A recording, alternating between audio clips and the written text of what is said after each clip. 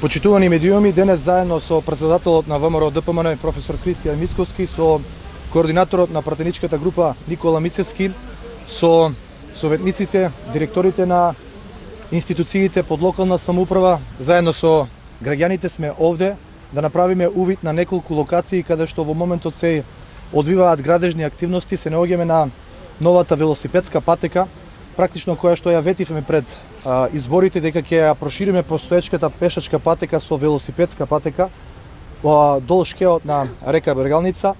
Од овде ќе се упатиме на неколку други локации на улицата Ванчо Китанов, каде што ќе се започне активност за асфалтирање. Во населбата Сењак исто така ќе се направи увид на паркот кој што е во изведба, во населбата Дузлак исто така. Ќе го посетиме централното градско подречје каде што моментално се работи на конзоли на кеот на река Отиња и на спортското игралиште на улица Личка во населба Кадидер. Сакам да напоменам дека на сите овие локации моментално се работи. Вредноста на капиталните инвестиции во кои што се вложува е некаде половина милион евра, 30 милиони денари.